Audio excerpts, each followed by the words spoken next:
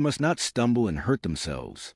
Gomer apologized profusely, explaining that the reason he was moving so clumsily was that he had been late because he could not find his uniform belt. Carter smiled benevolently. He patted Gomer on the shoulder, stating warmly that an honest excuse was always better than having no excuse at all.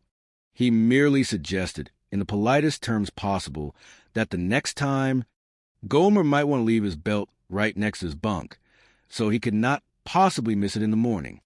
He asked Gomer if he understood. Gomer nodded, completely bewildered. Carter called him a good boy and returned to the front of the platoon. The soldiers exchanged terrified glances. One of them muttered under his breath that he was absolutely convinced the sergeant was under the heavy influence of some kind of illicit drug. The morning continued with marching drills.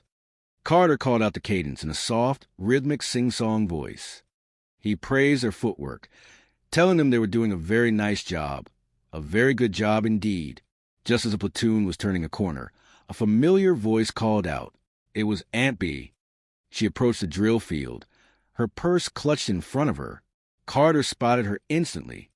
He halted the men and rushed over to greet her, his face locked in that terrifying, cheerful grimace. He welcomed Miss Taylor aboard the base, declaring how incredibly nice it was to see her again. Aunt Bee remained wary. She stated simply that she had come to see Gomer. Carter beamed, announcing that they were absolutely thrilled to have her visit, and that she was just in time to witness one of their daily training exercises. Aunt Bee thanked him politely, her eyes scanning the field for her friend. She asked where Gomer was. Carter pointed out to the dirt field, where the men had been ordered to practice their low-crawling maneuvers. He pointed to a figure covered in dust, shimmying across the ground on his elbows and knees. He proudly identified the crawling man as Gomer. Aunt Bee waved enthusiastically, calling out Gomer's name. Gomer heard her voice. He looked up, a massive grin breaking across his dirt-smeared face. He lifted his hand high in the air to wave back, completely abandoning his military crawl. Sergeant Carter saw the break in protocol. Instinct took over. The carefully constructed facade of the gentle giant shattered in an instant. He lunged forward, screaming at the top of his lungs. He called Gomer a knucklehead. He called him a numbskull. He called him a lame brain. He demanded to know how Gomer could possibly pull such a monumentally boneheaded stunt in the middle of a combat training exercise. He screamed, his face turning purple, asking what would have happened if that had been a live, explosive grenade thrown in his direction, rather than just a practice drill. Gomer, instantly realizing his massive error, scrambled his feet and snapped to attention. He apologized deeply to Sergeant Carter, admitting that he honestly did not know how in the world he could have done a thing so foolish. Carter continued to roar, entirely forgetting his audience. He provided the answer to Gomer's question at maximum volume, screaming that the reason Gomer had done it was because Gomer was stupid. He chanted the word stupid 3 times, his voice echoing across the quiet base. Suddenly, Carter felt a sharp tap on his shoulder. He spun around, his chest heaving, to find Aunt Bee glaring at him with a look that could freeze boiling water. She demanded to know what the matter was with him. She asked why he was shouting like a wild animal. She prayed aloud that he was not angry with this poor, sweet boy yet again. Panic seized Carter's heart. He remembered the television show. He remembered the colonel. He remembered his sergeant stripes. He instantly dropped his voice to a terrifyingly soft whisper. He stammered, attempting to backpedal. He told Aunt Bee, with a high-pitched, unnatural laugh, that he was not angry. He swore he was not really angry at all. To Carter's immense surprise, Gomer stepped forward to defend him. Gomer looked at Aunt Bee with complete sincerity and told her that Sergeant Carter actually had a very good right to be angry. Gomer confessed that he had done a very wrong, dangerous thing during a military drill. Carter, desperate to salvage the situation, seized upon Gomer's confession. He patted Gomer softly on the helmet, agreeing in a sickly sweet tone. He told Pyle that, yes, he had done a bad thing. He wagged his finger, whispering naughty, naughty, like a parent scolding a toddler. Gomer repeated his apology, stating he truly was sorry. Carter smiled that terrifying smile again, praising Gomer for being sorry. He turned to Aunt Bee, his eyes wide and desperate. He pointed out how nicely he was speaking to the boy. He emphasized that he was talking nice and soft and kind, just the way she preferred. Aunt Bee looked at the large, sweating man behaving like a bizarre caricature of a gentleman. She noted dryly that it was certainly an improvement over his previous screaming fits. Carter nodded vigorously, agreeing that it was a massive improvement. Aunt Bee then asked, her voice laced with sudden skepticism, if this strange, overly polite persona was truly the kind of sergeant that Carter believed a young Marine like Gomer-Pyle ought to have leading him into potential battle. The question hung in the air. Carter looked at Aunt Bee, then looked at Gomer, who was still covered in dirt and smiling vacantly. Something inside Carter snapped, but this time it was a snap of absolute honesty. He dropped the fake smile. His shoulders relaxed into their natural, rigid posture. He looked Aunt Bee square in the eye and spoke in his normal, gravelly voice. He told her flatly that, as a matter of fact, he would not want a sergeant like that for his men.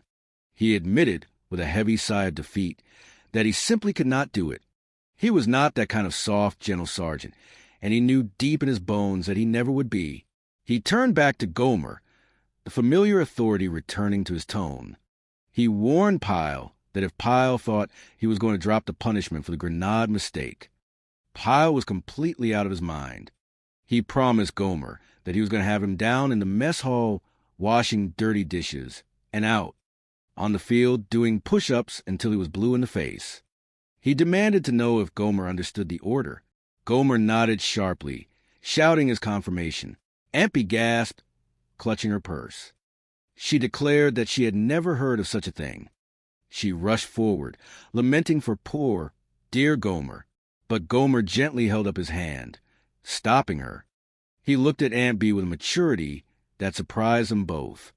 He told her softly that there were a few important things about Sergeant Carter, and about the United States Marines in general, that she really ought to know and understand.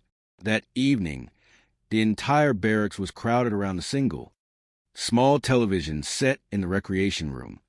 The men were practically sitting on top of one another, waiting anxiously for the Johnny Clark at Large show to begin. One of the soldiers nervously asked Gomer if he was absolutely sure his Aunt Bee was actually going to be on the television program tonight. Gomer nodded confidently, confirming that she had promised she would be. He explained that she had even called him from the telephone in her hotel room right before she left. For the broadcasting studio, Carter paced nervously at the back of the room, chewing furiously on a toothpick. He barked at the men to quiet down as the opening music of the program blared from the small speaker. He asked anxiously if she had appeared on the screen yet. The men replied that she had not. Gomer, ever polite, stood up and offered his front row chair to Sergeant Carter. Carter waved him off gruffly, stating he preferred to stand and face his doom on his feet. On the screen, Johnny Clark appeared, flashing his signature smile. He introduced the next segment, reminding the audience of the lady he had interviewed on his radio program the previous afternoon outside the gates of Camp Henderson. He recalled that she had shared some very colorful and highly critical comments regarding her visit to the military installation. He announced that he had invited her into the studio that night to expand upon those comments. He asked the studio audience to give a nice, warm welcome to Miss B. Taylor, visiting all the way from Mayberry, North Carolina. Aunt Bee walked onto the small television set, looking nervous but determined. She waved shyly at the camera and took a seat opposite the host. In the recreation room, the soldiers cheered while Carter groaned, covering his eyes with his large hands, convinced his military career was about to end on live television. Johnny Clark leaned forward, adopting a serious journalistic tone. He began to recap her previous complaints, specifically noting that her grievances were centered entirely around one man, a certain Sergeant Carter. Aunt Bee nodded, confirming this was true. Johnny reminded her that she had publicly accused the sergeant of being grossly unfair and completely unreasonable. Aunt Bee agreed, stating she remembered saying exactly those words.